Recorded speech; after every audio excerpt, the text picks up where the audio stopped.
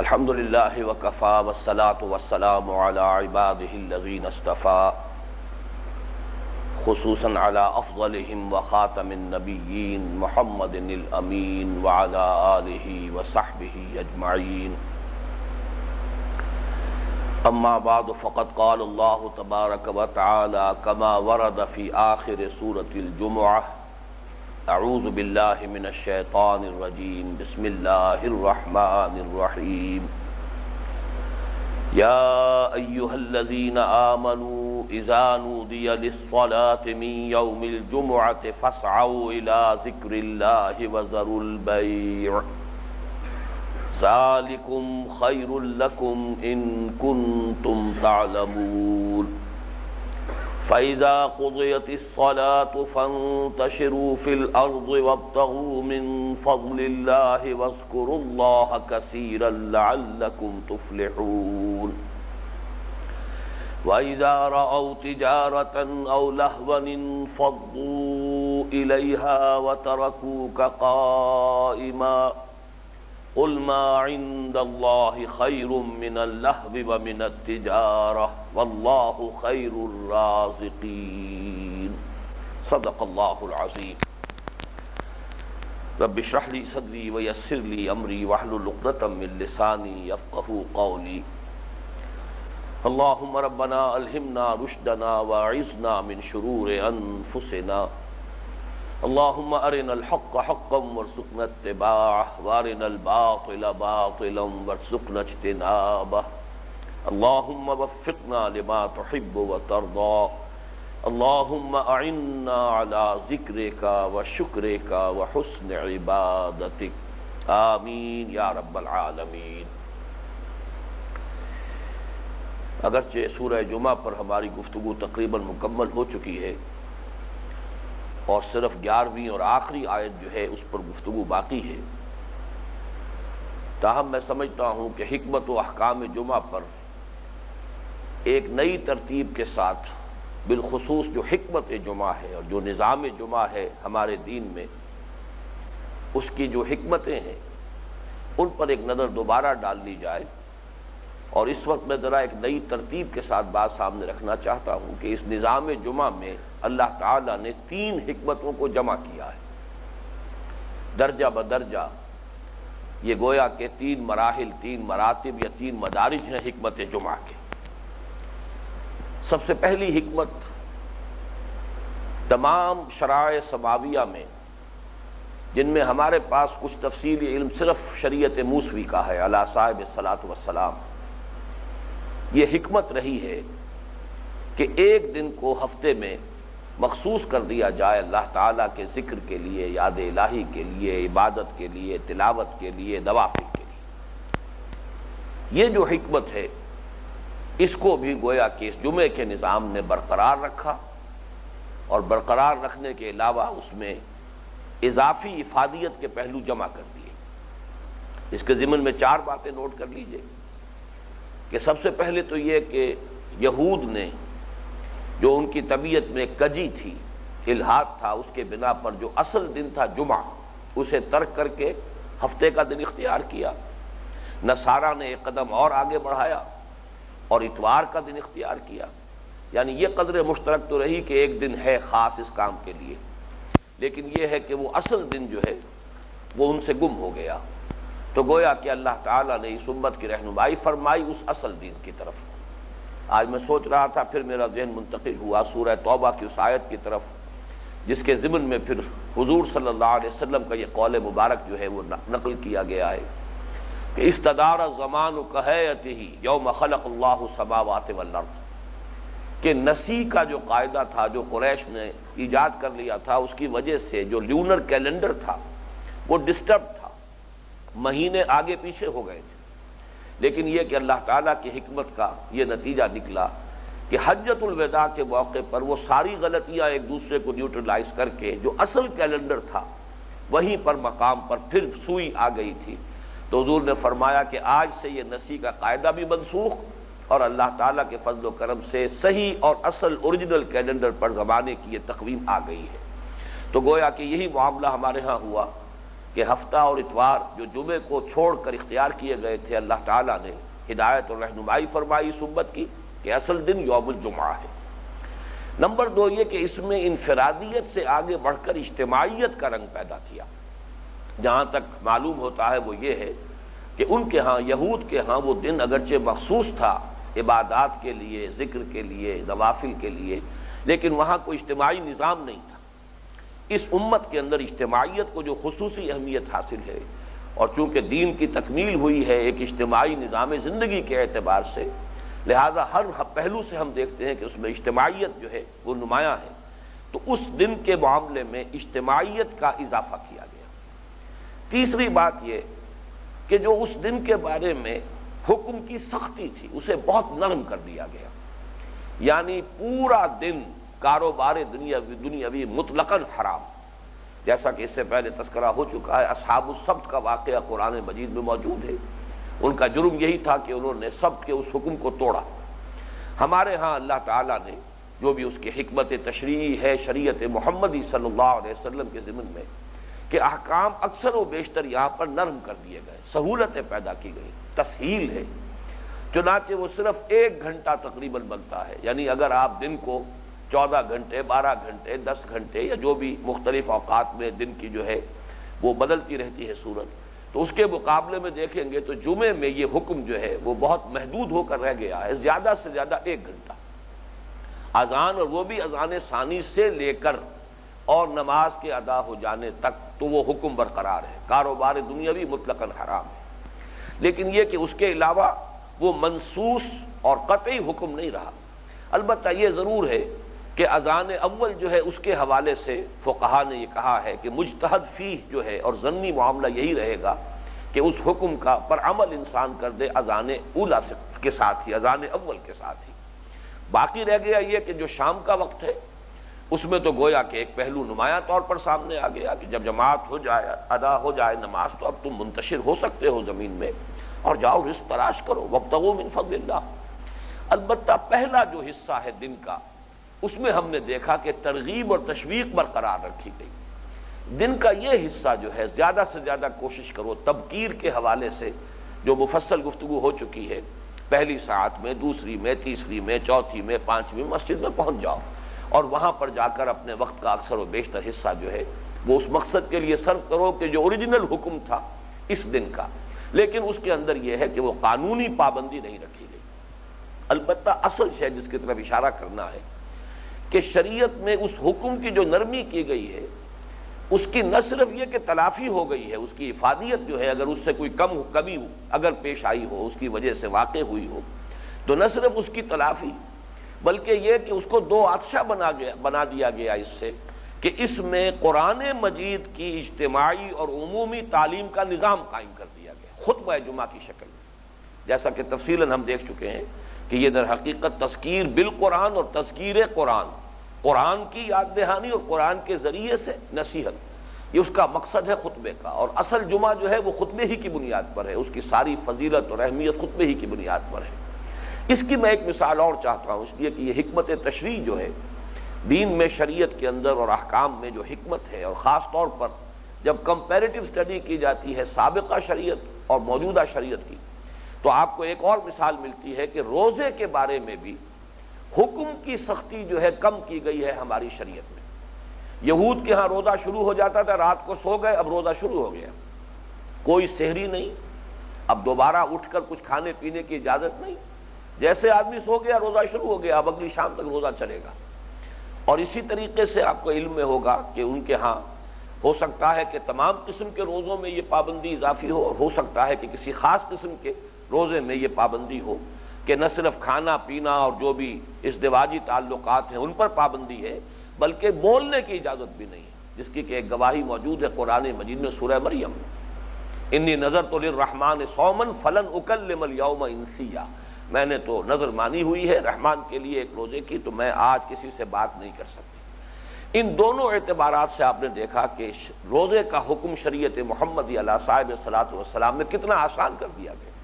بلکہ تاکید کی گئی سحری ضرور کرو، تسحروا فإن فی السحور برکہ، برکت ہے اس میں، اور ہمارے اور اہل کتاب کے روزے کے مابین یہی فرق ہے، سحری کا فرق ہے۔ پھر یہ کہ روزے کی رمضان کی راتوں میں تعلق زن و شو جو ہے اس پر کوئی پابندی نہیں ہے، لیکن یہ کہ یہ جو حکم کے اندر کمی آئی ہے، حکمت میں اضافہ کر دیا گیا، اور وہ یہ کہ قیام اللیل بالقرآن، اب رات کو کھڑے رہا کرو۔ دونوں جگہ آپ دیکھ رہے ہیں، جمعے میں بھی جو حکم کے اندر کمی آئی ہے اس میں جو اضافہ کیا گیا وہ قرآن کی تعلیم، عوامی اور عمومی سطح پر قرآن مجید کی تعلیم کے لیے خطبہ جمعہ، اور دوسرے یہ کہ روزے کے اندر بھی قیام اللیل، وہاں بھی آپ دیکھتے ہیں کہ اگرچہ ترغیب و تشویق تو یہ ہے کہ پوری رات جاگو، جیسے کہ پورے دن تم نے روزہ رکھا ہے، پوری رات اللہ کے لیے اللہ کے کلام کے ساتھ جاگو، لیکن وہاں بھی یہ ہے کہ لگ بھگ یوں سمجھیے کہ واجب یا سنت مؤکدہ کے درجے میں وہ نماز تراویح ہے کہ جو کم سے کم 1 گھنٹہ تو بہرحال اس میں لگ جاتا ہے،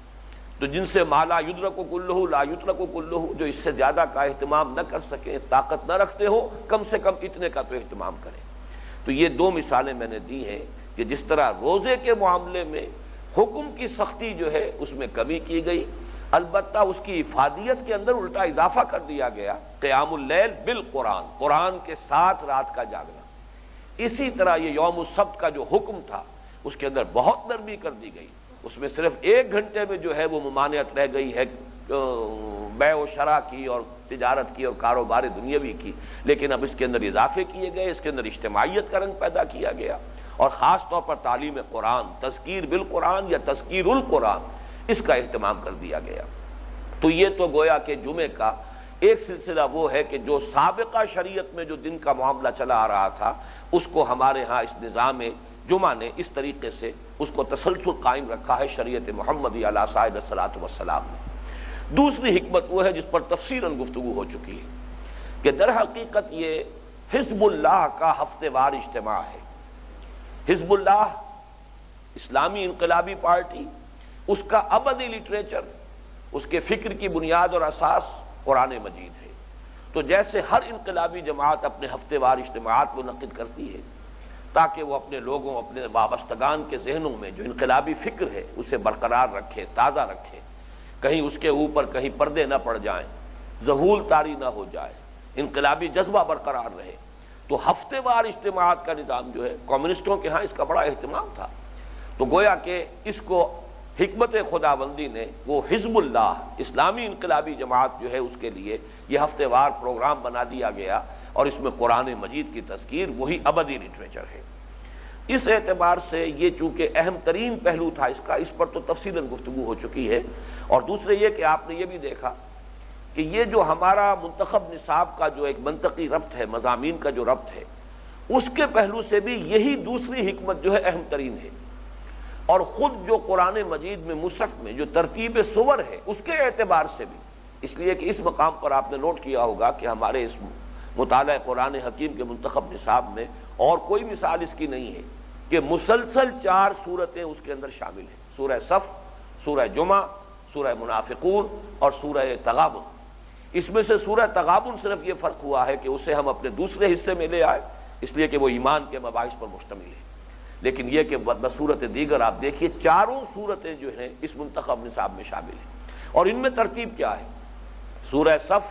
حضور کا مقصد بعثت غلبہ دین، اس کے لیے جد و جہد، جہاد اور قتال کی دعوت، اس کے لیے حزب اللہ کی تشکیل کی جو اساس اور بنیاد واضح کر دی گئی۔ سورہ جمعہ، اس کا بنیادی اور اساسی منہاج کیا ہے،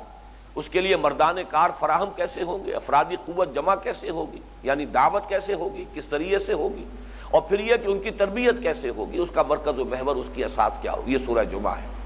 سورہ منافقون جو آگے آ رہی ہے اس کے بارے میں نوٹ کر لیجئے کہ اصل میں وہ اسی جہاد و قتال سے گریز، اس سے فرار، یا یہ کہ ایک مرتبہ قدم بڑھا کر پسپائی اختیار کرنے کا نتیجہ نفاق ہے، لہٰذا یہ منطقی ایک رب چلا آ رہا ہے۔ اور اس کے بعد جو ہے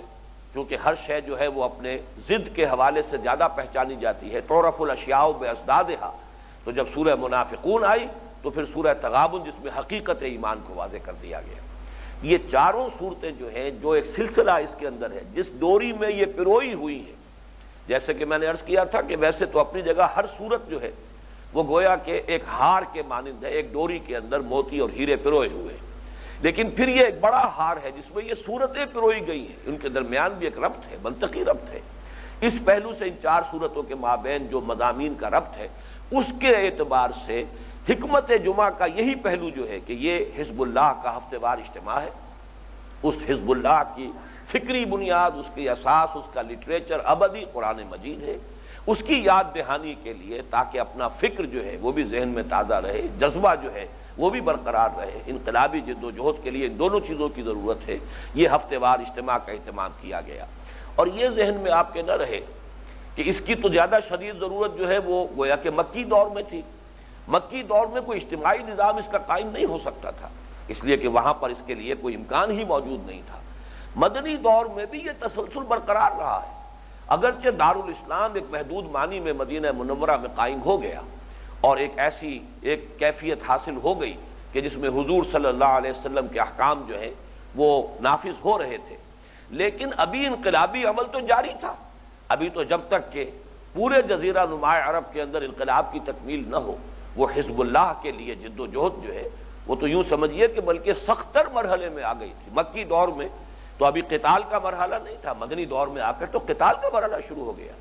لہذا اب اور زیادہ ضرورت تھی کہ لوگوں کے ذہنوں میں اپنا فکر، اپنا ہدف، اپنا مقصود یہ بھی واضح رہے، اس کا طریقہ کار بھی واضح رہے، اور اس کے ضمن میں اپنا جذبہ انفاق اور جذبہ جہاد و ذوق شہادت جو ہے وہ بھی برقرار رہے۔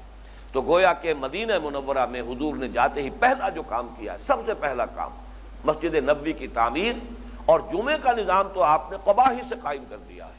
قباء سے جب آپ روانہ ہوئے ہیں اصل مدینہ کی بستی تک، اب تو قباء بھی مدینہ ہی میں شامل ہے، ورنہ یہ کہ یہ 3-4 میل کا فصل تھا حضور کے زمانے میں، مدینہ چھوٹی سی بستی تھی اور قباء جو ہے تقریباً 4 میل کے فاصلے پر تھا، لہذا اس کے دوران ہی جب کہ آپ جا رہے تھے، وہ جمعے کا دن تھا، جمعے کا وقت ہو گیا، تو آپ نے پہلی نماز جمعہ وہاں ادا کر لی۔ اس سے پہلے جو ہے مکی دور میں جمعے کا کوئی نظام نہیں تھا،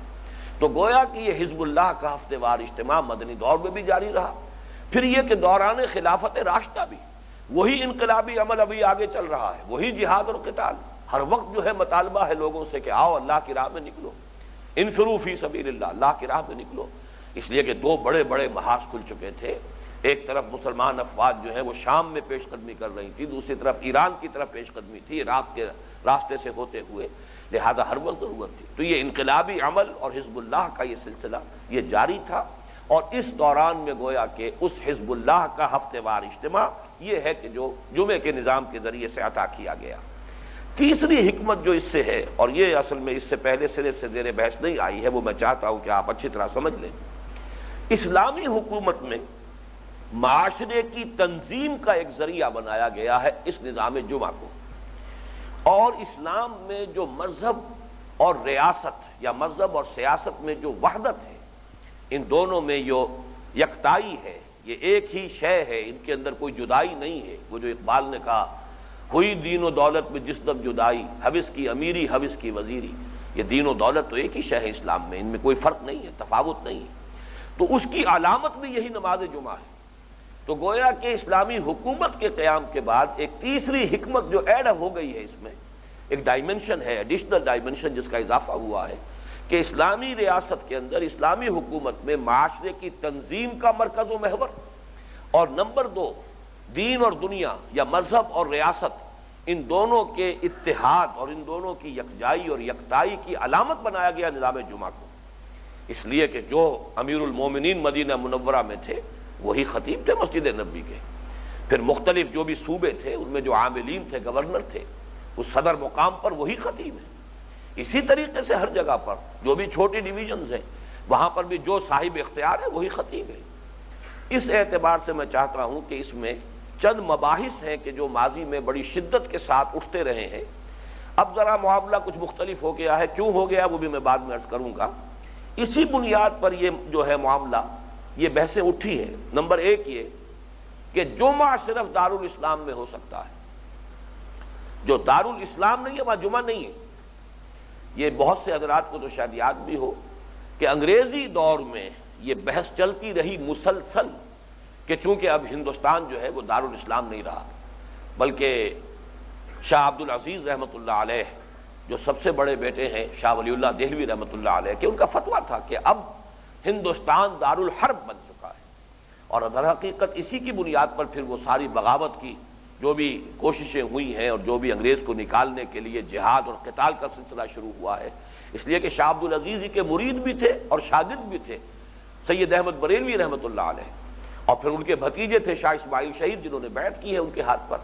تاکہ یہاں پر پھر دوبارہ دارالاسلام قائم ہو۔ تو چونکہ اسلام جو ہندوستان کی سرزمین انگریز کے آنے کے بعد، مسلمانوں کی حکومت کے خاتمے کے بعد اب وہ دارالاسلام نہیں رہی تھی، دارالحرب ہو گئی تھی، لہذا یہ بحث کھڑی ہوئی کہ آیا یہاں جمعہ ہوتا بھی ہے کہ نہیں، اور جمعہ عام لوگوں کی رائے تھی اب یہاں جمعہ نہیں ہے، لیکن بہرحال ایک افادیت کا پہلو تھا، مسلمان ہفتے میں جمع ہو جاتے ہیں، اگر جمعہ ہم ختم کر دیں گے تو اجتماع نہیں رہے گا، پھر جو موقع ہے مسلمانوں سے گفتگو کا، مسلمانوں کو کوئی پیغام پہنچانے کا، اس لیے غزِ بصر تو کیا ہے لوگوں نے، فقہا نے، علماء نے غزِ بصر کیا ہے کہ ایک افادیت کا پہلو ہے وہ ختم ہو جائے گا، پھر کوئی اور شے نہیں ہے جو مسلمانوں کو جمع کر سکے اور علماء اسلام کو کوئی موقع حاصل ہو سکے ان سے اجتماعی سطح پر گفتگو کا، پھر تو یہی ہے کہ سیاسی جلسے کیجئے، اور سیاسی جلسوں پر ہو سکتا ہے کسی بھی وقت قدغن لگا لی جائے۔ یہ چونکہ ایک آسان راستہ حاصل تھا کہ علماء اسلام جو ہے عوام سے ایک رابطہ قائم رکھ سکتے تھے، لہذا اس معاملے میں غزِ بصر کیا گیا ہے، ورنہ ٹھیٹ فقہی پوزیشن جو تھی وہ یہی تھی کہ یہاں جمعہ نہیں تھا۔ اسی وجہ سے لوگ احتیاط ظہر پڑھتے تھے کہ اگر یہاں جمعہ ہے نہیں تو ہم جمعہ ادا کر رہے ہیں، وہ تو ہوا نہیں، البتہ ظہر جو ہمیں پڑھنی چاہیے تھی وہ ہم نے نہیں پڑھی تو ظہر کا وبال ہم پر رہ جائے گا، اس لیے 4 رکعتیں اضافی پڑھی جاتی تھی احتیاط الظہر کے نام سے، کہ ہم ظہر کے بھی 4 رکعتیں پڑھ لیں تاکہ اگر جمعہ نہیں ہوا ہے تو کم سے کم یہ کہ ہماری ظہر قضا نہ ہو۔ ایک تو یہ بحث تھی کہ جو اٹھی اور یہ بڑے زور شور کے ساتھ چلتی رہی تھی۔ دوسری بحث یہ ہے کہ دارالاسلام کے بھی صرف مصر جامع میں جمعہ ہو سکتا ہے، یہ بحث بھی جہاں تک احناف کا معاملہ ہے، فقہ حنفی کا تو یہ طے شدہ مسئلہ ہے، دیہات میں کوئی جمعہ نہیں ہے، اور مصر کسے کہتے ہیں اس کی مختلف ڈیفینیشنز ہیں، ایسا شہر ہو جس پر شہر کا اطلاق ہو سکے، لیکن خالص فقہی طور پر یہ کہ جو حکومت وقت کی چھوٹی سے چھوٹی انتظامی یونٹ ہو، وہاں کوئی ہونا چاہیے جو حکومت کا ذمہ دار ہو، کوئی نہ کوئی قضا کا منصب ہونا چاہیے۔ اگر اس طرح آج کل کے زمانے میں ہم کہیں گے کوئی میجسٹریسی اگر کسی درجے میں موجود ہے تو وہ مصر ہے، اور اگر نہیں ہے یعنی حکومت کا بنیادی ڈھانچہ جو ہے وہ اگر وہاں تک نہیں پہنچا ہوا ہے کسی مستقل شخص کی شکل میں کہ وہ وہاں ذمہ دار ہے، نمائندہ ہے، حکومت کی طرف سے قاضی ہے، یا یہ کہ حکومت کی طرف سے ریونیو جمع کرنے والا ہے، اگر وہ وہاں نہیں ہے تو وہاں جمعہ نہیں ہو سکتا۔ یہ ہمارے ہاں خاص طور پر اہل حدیث حضرات نے یہ سلسلہ شروع کیا تھا کہ دیہات میں بھی، اس کا بھی سبب یہی تھا کہ دعوت و تبلیغ کا ذریعہ اس سے بہتر، اس سے آسان کوئی ممکن نہیں، جمعے کے نام پر تو لوگ جمع ہو جائیں گے، باقی اگر آپ لاکھ جتن کریں کہاں لوگ آئیں گے؟ یہ تو ایک دینی حیثیت ہے، اس کے لیے وہ احادیث ہیں وہ ساری جو ہم پڑھ چکے ہیں، اس کی شدت کے ساتھ جو تاکید ہے، ترغیب ہے، ترک جمعہ پر جو وعیدیں ہیں، تو اس کے حوالے سے تو کم سے کم یہ کہ کوئی رابطہ ہو سکتا ہے، کوئی اصلاحی کوشش، تبلیغی کوشش، تعلیمی کوشش جاری رہ سکتی ہے، لہذا دیہات میں بھی سلسلہ شروع کیا گیا۔ لیکن یہ کہ بہرحال فقہائے احناف کے ہاں کوئی امکان نہیں ہے کہ جو شہر کی تعریف میں نہ آتی ہو جگہ اور اس میں کوئی نہ کوئی حکومت کا ذمہ دار، جہاں وہ میجسٹریسی یا ریونیو کلیکشن کے اعتبار سے کوئی ذمہ دار منصبدار موجود نہ ہو، وہاں جمعہ نہیں ہو سکتا۔ یہ فقہ حنفی کا طے شدہ مسئلہ ہے۔ تیسرا مسئلہ یہ کہ جمعہ صرف اہتمام حکومت میں ہو سکتا ہے، انفرادی اور ذاتی اور علیحدہ سے اپنی جماعتی کوئی شکل بنا کر جمعہ کر لینا، یہ بھی فقہ حنفی کے نزدیک ناجائز ہے، غلط ہے، اس پر تو بڑی شدت ہے۔ چنانچہ ایک حدیث موجود ہے حضرت عوف ابن مالک الاشجعی رضی اللہ تعالی عنہ سے، یہ روایت ہے، وہ فرماتے ہیں سمعت رسول اللہ صلی اللہ علیہ وسلم یقول لا یقص الا امیر او مامور او مختال، ہرگز خطاب نہ کرے، خطبہ نہ دے، وعظ و نصیحت نہ کرے سوائے امیر کے۔ اب امیر یا تو صوبے کا گورنر ہے وہ امیر ہے، کسی شہر کا عامل ہے وہ امیر ہے، اور مدینے میں امیر المومنین ہے وہ امیر ہے، او مامور یا اس امیر کا معمور کردہ کوئی شخص ہو، اس کا ذمہ دار ہے، اس کا نمائندہ ہے، اس کا معین کردہ کوئی شخص ہے، او مختال، تیسرا پھر وہ ہے جو کر رہا ہے تو گویا کہ وہ خود سرکش ہے،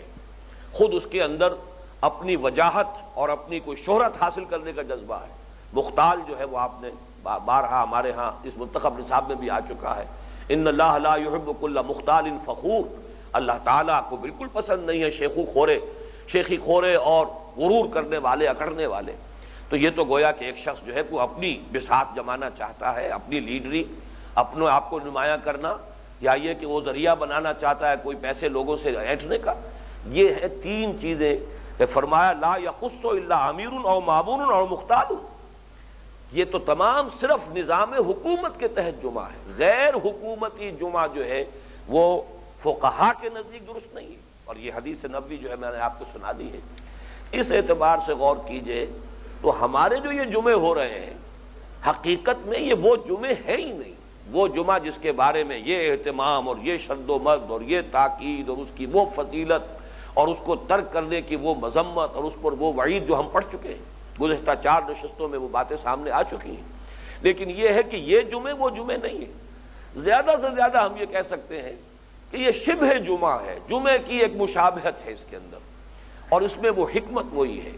کہ اب اس دور کے اندر اگر اس کو بھی ترک کر دیا جائے، یہ نہ رکھے جائیں، تو پھر یہ ہے کہ کوئی ڈھانچہ سرے سے برقرار ہی نہیں رہے گا،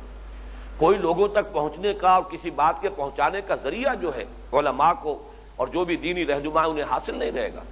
اس لیے اس منفعت اور افادیت کے پیش نظر غض بصر کا لفظ استعمال کر رہا ہوں میں، اس لیے کہ میرے سامنے اس وقت ایک شخصیت ہیں جو ہمارے ہاں بھی کچھ عرصے آ کر جنہوں نے قیام کیا تھا،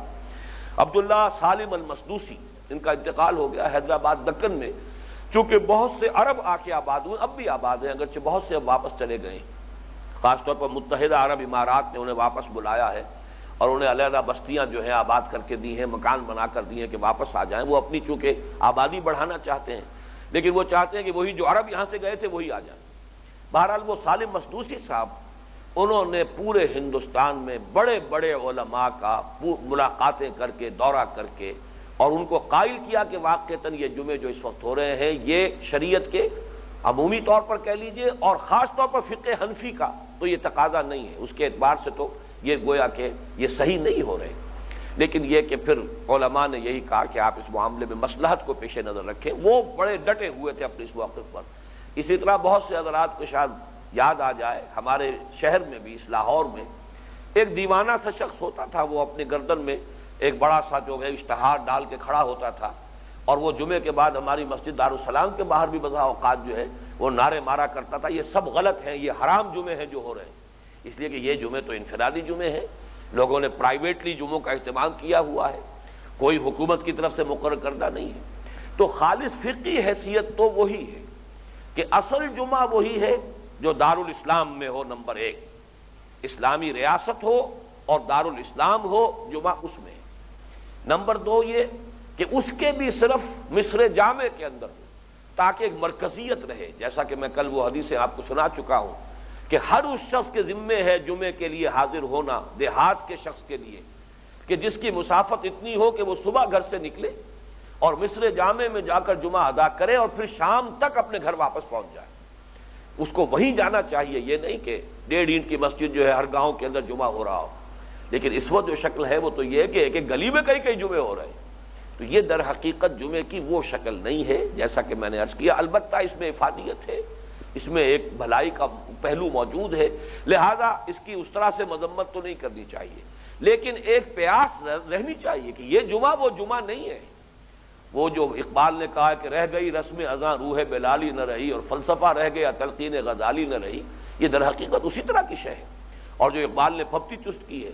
کہ قوم کیا چیز ہے، قوموں کی امامت کیا، اس کو کیا سمجھے یہ بیچارے 2 رکعت کے امام،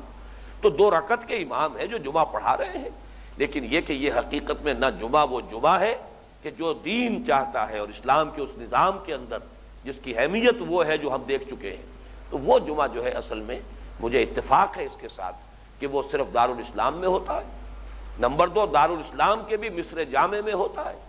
نمبر 3 اس میں خطیب صرف حکومت کا کوئی ذمہ دار شخص ہوگا یا حکومت کی طرف سے نامزد کوئی شخص ہوگا۔ یہ اسلامی ریاست جمعے کی 3 شرائط ہیں جو میں نے آپ کے سامنے بیان کر دی۔ بہرحال اس وقت جو شکل ہے اس میں یہ کہ گندم اگر بہم نہ شود بھز غنیمت است،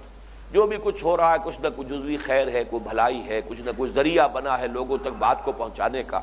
اسی درجے میں ہم بھی اس کی پابندی کر رہے ہیں اور لے کر چل رہے ہیں، کسی نہ کسی درجے میں تو بہرحال فائدہ ہے۔ ما لا یدرک کلہ لا یترک کلہ۔ اسی طریقے سے اس بات کی طرف بھی توجہ جیسا کہ میں نے دلائی تھی پہلے، اس حالت میں بھی گئے گزرے دور میں واقعہ یہ کہ جمعے کا یہ نظام کافی ایک بڑی علامت ہے مسلمانوں کے اندر اس اجتماعیت کی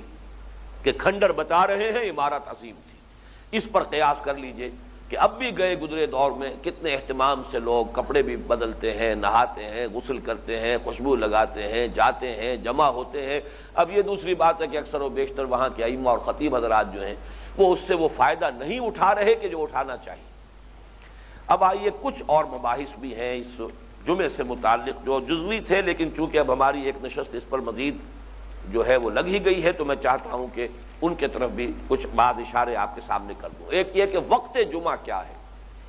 اس کے ضمن میں ایک لطیفے کے طور پر عرض کر رہا ہوں کہ امریکہ میں جب ہمارے بہت سے لوگ عرب سے، ممالک سے اور ہند و پاکستان سے جا کے آباد ہوئے اور وہاں پہلے وہ ایم ایس اے بنی، پھر وہ اسنا کی شکل بنی، پھر انہوں نے مسجدیں بنانی شروع کی۔ مسجد کیا، ہر یونیورسٹی میں ایک کمرہ لیا ہوا اس میں جمعہ ہو رہا ہے، یا اسی طریقے سے پہلے جو ہے اپارٹمنٹس رینٹ کیے ہوئے ہیں ان میں جمعہ ہو رہا ہے۔ تو وہاں اور بھی لطیفے پیدا ہوئے، یعنی یہ کہ اس بحث کے علاوہ جو بحث میں کر چکا ہوں کہ آیا وہاں جمعہ ہوتا بھی ہے کہ نہیں ہوتا، وہ دارالاسلام تو نہیں ہے، پھر یہ کہ وہاں جمعہ کون کروا رہا ہے، خطیب کون ہے، یہ تو کسی اسلامی حکومت کا نامزد کردہ تو نہیں ہے، وغیرہ وغیرہ۔ لیکن وہاں کچھ اور لطیفے بھی ہوئے۔ ابتدا میں جبکہ بڑی دقت تھی کہ جمعے کے دن کیسے لوگ نکلیں، کوئی چھٹی دینے کو تیار نہیں، کہیں پر بھی رخصت کا موقع نہیں۔ ایک بحث یہ بھی آگے کہ ہم کیوں نہ جمعہ بھی اتوار کو کر لیا کریں، یعنی یہ کہ جمعے کی جو ایک افادیت ہے اس کے لیے یہ کیا ہے، آخر ضروری کیا ہے، سب دن اللہ کے ہیں تو اتوار کو کر لیں، ہفتے کو کر لیں۔ یہ بھی بحث آئی کہ جمعے کا وقت جو ہے زوال سے قبل بھی ہے، کہیں کوئی ریموٹ روایت بھی موجود ہے،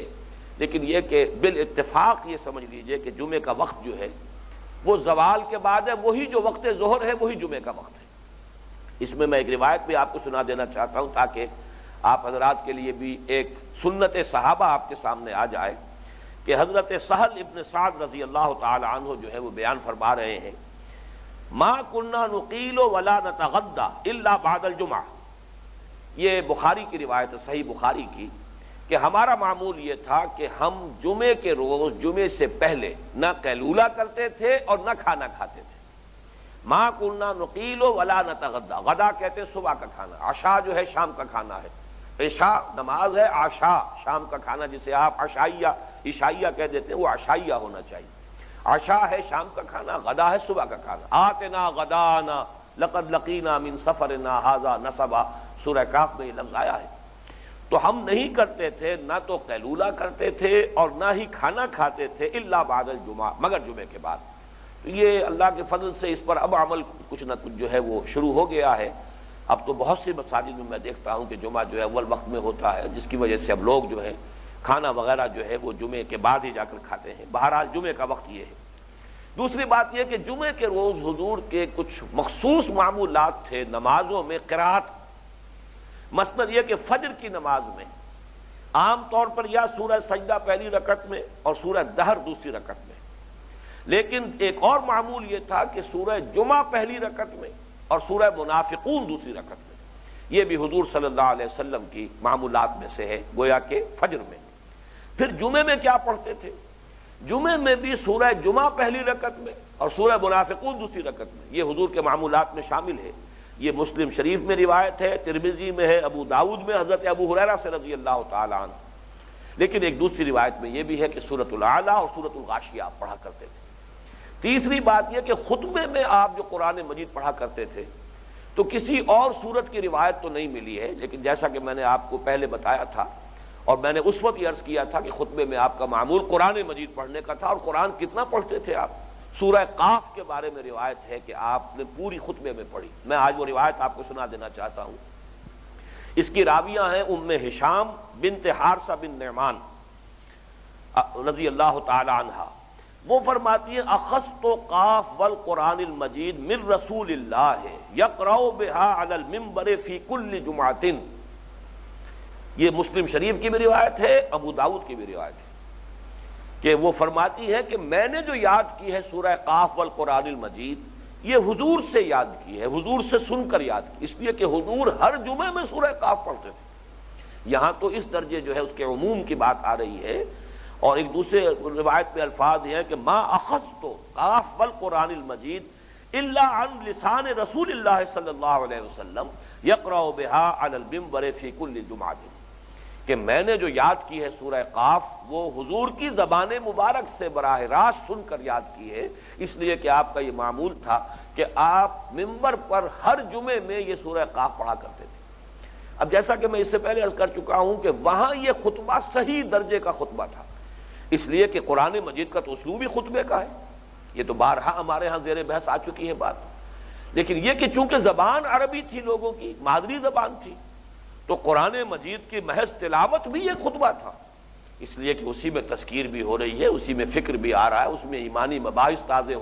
ہو رہے ہیں، انہی میں اخلاق فاضلہ کی تلقین و تعلیم ہو رہی ہے، جو کچھ مراد ہے مطلوب ہے وہ تو سب کا سب قرآن مجید کے ذریعے سے حاصل ہو رہا ہے۔ لہذا ایک خطیب اگر کھڑا ہو کر صرف قرآن پڑھ دیتا ہے، اس کے علاوہ کچھ اور اضافہ جو بھی وقتی ضرورت ہو، تو گویا کہ وہ خطبے کا حق ادا ہو گیا۔ لیکن ہمارے ہاں چونکہ شکل یہ ہے کہ وہ مسنون خطبے میں جو الفاظ حضور ہر خطبے میں پڑھا کرتے تھے، چاہے وہ خطبہ جمعہ ہو، خطبہ عیدین ہو یا کوئی اور خطبہ ہو، تو اس کے جو الفاظ آتے ہیں وہ ہم صرف جو ہے وہ عربی کے اندر پڑھ دیتے ہیں،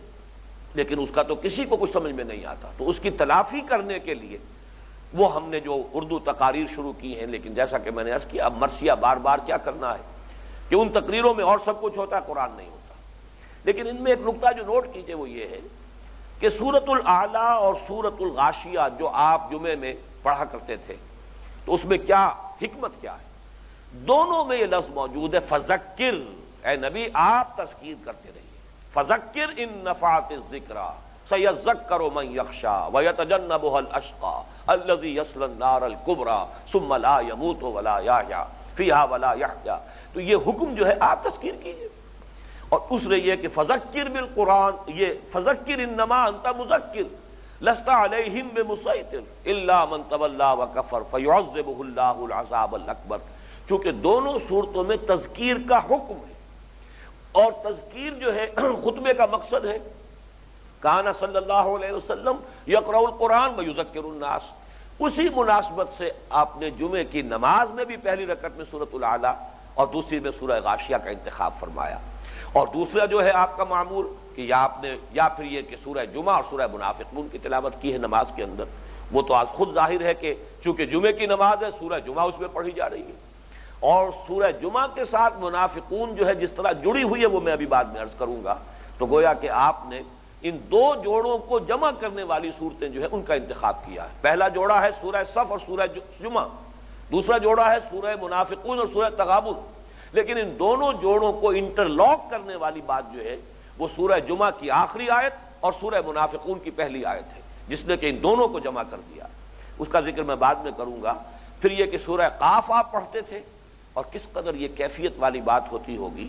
کہ سورہ قاف ختم ہوتی ہے فذکر بالقرآن من یخاف وعید، اور اسی پر گویا کہ آپ کا خطبہ ختم ہو جاتا ہوگا۔ تو تذکیر کا حکم جو ہے ان صورتوں میں وہ گویا کہ قدر مشترک کے طور پر ہے، جن کو بھی آپ نے منتخب کیا ہے ان نمازوں کے اندر تلاوت کے لیے۔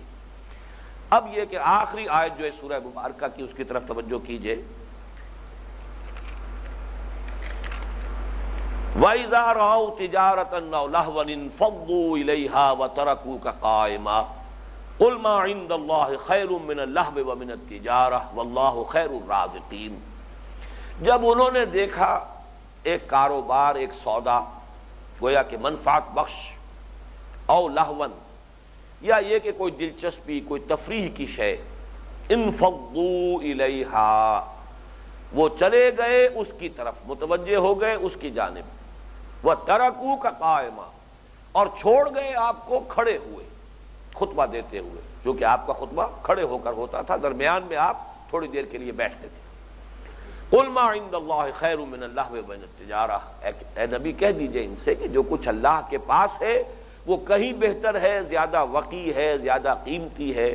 اس کاروبار دنیاوی سے بھی، اور یہ دلچسپیاں اور تفریحات ہیں ان سے بھی۔ واللہ خیر الرازقین، اور یقین رکھو اس بات پر کہ بہترین رزق دینے والا اللہ ہے، اس نے اپنے ذمے لیا ہوا ہے۔ اس کا جو واقعہ ہے وہ متفق علیہ ہے، اس میں تو کوئی اختلاف نہیں ہے کہ واقعہ یہ پیش آیا کہ حضور ایک مرتبہ خطبہ دے رہے تھے، جمعے کا خطبہ، لیکن اس وقت بازار میں اجناس جو ہے وہ موجود نہیں تھی، یوں کہہ لیجئے کہ وقتی طور پر، عارضی طور پر ایک قحط کی سی کیفیت تھی کہ گیہوں، گندم وغیرہ اجناس جو ہے وہ اس وقت جو ہے وہ نایاب ہو گئی تھی۔ لیکن عین اس وقت جب کہ جمعے کا خطبہ آپ دے رہے تھے، وہ گھنٹیاں بجنی شروع ہوئیں کہ جب قافلہ آتا تھا اونٹوں کا تو اونٹوں کی گردنوں میں جو گھنٹیاں لٹکی ہوتی تھی وہ بجتی تھی، تو معلوم ہوا کہ کوئی قافلہ آ گیا، کوئی تجارتی قافلہ آیا ہے، اور جس میں کہ منتظر ہوں گے لوگ کہ آنے والا ہے، جو سکیرسٹی ہے، جو بھی کمیابی ہے، وہ جلدی ہی کوئی اطلاع ہوگی کہ کوئی قافلہ آ رہا ہے کہ جو اجناس لے کر شام سے آ رہا ہے۔ تو جب اطلاع ہوئی کہ وہ آ گیا، اب ہر شخص کو فکر دامنگیر ہوتی ہے کہ کہیں ایسا نہ ہو کہ دوسرے لوگ ہی لے جائیں اور میں رہ جاؤں، لہذا وہ ایک عمومی طور پر لوگوں کا ایک رجحان ہوا کہ حضور کو خطبہ دیتے ہوئے چھوڑ کر وہ لوگ چلے گئے وہ گندم خریدنے کے لیے، اپنی ضرورت پوری کرنے کے لیے۔ اس پر یہ گرفت آئی ہے وَإِذَا رَأَوْا تِجَارَةً أَوْ لَهْوًا انفَضُّوا إِلَيْهَا، لیکن یہاں پہ تجارت کے ساتھ لہو کو بھی شامل کر دیا۔ یہ قرآن کی ابدیت کی ایک نشانی ہے، بہت بڑا ثبوت ہے۔ آج ہمارے زمانے میں وہ لہو جو ہے وہ سب سے بڑا سبب بن گیا ہے، وہ کرکٹ کا میچ ہو یا اور اس قسم کی مشغولیتیں ہوں، وہ ہے کہ جو جمعے سے لوگوں کو غافل کرنے کا سب سے بڑا ذریعہ بن گئی ہیں۔ میں سمجھتا ہوں کہ اس وقت کا جو واقعہ تھا وہ صرف وہ کاروبار والا معاملہ تھا، یا وہ بھی اجناس کی کمی جو ہے اس کی بنا پر اس میں ایک شدت کی کیفیت پیدا ہو گئی تھی، لیکن قرآن نے یہاں وہ لفظ بھی ایڈ کر دیا ہے تاکہ گمبھیر ہو جائے، مضمون کا احاطہ ہو جائے، ہر اعتبار سے جو ہے بات مکمل ہو جائے۔ وَإِذَا رَأَوْا تِجَارَةً أَوْ لَهْوًا انفَضُّوا إِلَيْهَا وَتَرَكُوكَ قَائِمًا، یہ واقعہ پیش آیا ہے کہ جب انہوں نے دیکھا ایک کاروبار دنیاوی منفعت بخش کوئی سودا یا یہ کہ کوئی اور دلچسپی کا سامان، تو وہ آپ کو کھڑے چھوڑ کر خطبہ دیتے ہوئے متوجہ ہو گئے، چلے گئے۔ قُلْ مَا عِندَ اللَّهِ خَيْرٌ مِّنَ اللَّهْوِ وَمِنَ التِّجَارَةِ، اس میں چونکہ گویا کہ ایک طرح کا سوء ظن کہہ لیجئے، بے یقینی کی کیفیت کہ شاید اللہ تعالی ہماری ضرورت پوری کرنے پر قادر نہیں، معاذ اللہ ثم معاذ اللہ، ہم توقف کریں، وقت پر جائیں، اللہ کے حوالے کریں معاملے کو، وہ بہتر رازق ہے، ہماری ضروریات کا ہم سے بہتر جاننے والا ہے۔ اس کی بجائے انہوں نے یہ شکل اختیار کی ہے، لہذا اے نبی ان کو یاد دہانی کرا دیجئے، قُلْ مَا عِندَ اللَّهِ خَيْرٌ مِّنَ اللَّهْوِ وَمِنَ التِّجَارَةِ، اللہ کے پاس جو اجر و ثواب ہے اس جمعے کا اور اس خطبے کو پورے اطمینان کے ساتھ سننے کا، وہ کہیں بڑھ کر ہے اس کاروبار دنیاوی سے اور اس دلچسپیوں سے یا تفریحات سے۔ واللہ خیر الرازقین، اور یقین کرو کہ اللہ بہترین رزق دینے والا ہے۔ اس میں اس واقعے کی جو توجیہ ہے اس میں مختلف آراء موجود ہیں۔ مثلا ایک بات تو سامنے ہے کہ مغالطہ تھا لوگوں کو کہ نماز جو ہے، اصل جمعہ جو ہے وہ نماز ہے۔ آج بھی ہمارے ہاں لوگوں کو اصل تصور یہی ہے، خطبے کی اہمیت نہیں بلکہ ساری جو ہے اہمیت لوگوں کے سامنے نماز جمعہ ہے۔ یہ صرف جمعہ کے ہم نہیں کرتے ہیں بلکہ نماز جمعہ ہے، تو نماز جمعہ کا لفظ استعمال کریں گے تو گویا کہ اصل شے جو ہے وہ تو نماز ہو جائے گی۔ غالباً یہ مغالطہ موجود تھا، اور اس میں مزید کچھ حضرات نے ان لوگوں کے لیے نرم گوشہ پیدا کرنے کے لیے کوئی روایت، اگرچہ اس کی لفظاً تو یہ روایت نہیں مل سکی کہ یہ کس کی روایت ہے، کیا اس کی سند ہے، کیا سورس ہے، لیکن یہ کہ مولانا شبیر احمد عثمانی رحمۃ اللہ علیہ نے بھی الفاظ لکھے ہیں کہ بعض لوگوں کا یہ بھی کہنا ہے، یہ بھی ایک روایت ہے، قول ہے کہ اس زمانے میں خطبہ جو ہے نماز کے بعد ہوتا تھا، جیسے کہ اب بھی عیدین میں ہوتا۔ عیدین میں آپ کو معلوم ہے کہ نماز پہلے ہو جاتی ہے اور خطبہ بعد میں، تو وہاں پہ چونکہ نماز ادا ہو چکی، لوگوں نے یہ سمجھا کہ اب اصل شے تو ہو گئی، نماز ادا ہو گئی، نماز کے لیے ہم جمع ہوئے تھے، تو خطبہ جو ہے اس کی تو وہ اہمیت تو نہیں ہے جو نماز کی ہے، لہذا لوگ چلے گئے۔ لیکن مجھے حیرت ہے اصل میں، اور میں سمجھتا ہوں کہ اس کا سبب جو ہے کہ کیوں توجہ نہیں ہوئی اس بات کی طرف کہ اصل میں یہ لوگ جن کا یہ طرز عمل سامنے آیا ہے، ان کے بارے میں گمان یہ ہونا چاہیے منافقین تھے۔ اس معاشرے کے اندر معتدل تعداد میں منافقین موجود تھے۔ غزوہ احد میں آپ کو معلوم ہے کہ 1/3 نفری چھوڑ کر حضور کو چلی گئی ہے، گویا کہ اس وقت کی جو بھی مجموعی آبادی اس وقت نفری تھی مسلمانوں کی، اس سے ایک اندازہ قائم ہو سکتا ہے کہ 1/3 کی تعداد جو ہے وہ تو منافقین کی موجود تھی۔ تو وہ لوگ ظاہر بات ہے ان میں نہ یقین ہے نہ ایمان ہے، ان کا چلے جانا، اور یہ اس سے ثابت نہیں ہوتا کہ سب چلے گئے۔ قرآن مجید تو کسی واقعے کو ذریعہ بناتا ہے تعلیم کا اور تلقین کا۔ اگر کچھ لوگ بھی چلے گئے تھے وہاں تو اس کے حوالے سے جو ابدی ہدایت اور تلقین اور نصیحت تھی وہ قرآن مجید نے دے دی۔ میرا ذہن ادھر زیادہ اس لیے منتقل ہوا ہے کہ اگلی سورت سورۃ المنافقون ہے، اور اس کے اندر جو الفاظ ہیں پہلی آیت کے، اذا جاءک المنافقون قالوا نشهد انک لرسول اللہ واللہ یعلم انک لرسولہ واللہ یشہد ان المنافقین لکاذبون، یہ ہے وہ انٹر لاکنگ ان دونوں صورتوں کے درمیان جو ہوئی ہے، جیسے سورہ کہف اور سورہ بنی اسرائیل کی مثال ہے۔ سورہ بنی اسرائیل کی آخری آیت شروع ہوتی ہے وَقُلِ الْحَمْدُ لِلَّهِ الَّذِي لَمْ يَتَّخِذْ وَلَدًا، اور سورہ کہف کی پہلی آیت شروع ہوتی ہے الحمد للہ الذی انزل علی عبدہ الکتاب ولم یجعل لہ عوجا۔ وہاں حکم ہے قل الحمد للہ، یہاں امتثال امر سے دونوں کو انٹرلاک کر دیا گیا، دونوں صورتیں جو ہیں جڑ گئیں۔ اسی طریقے سے یہاں ہے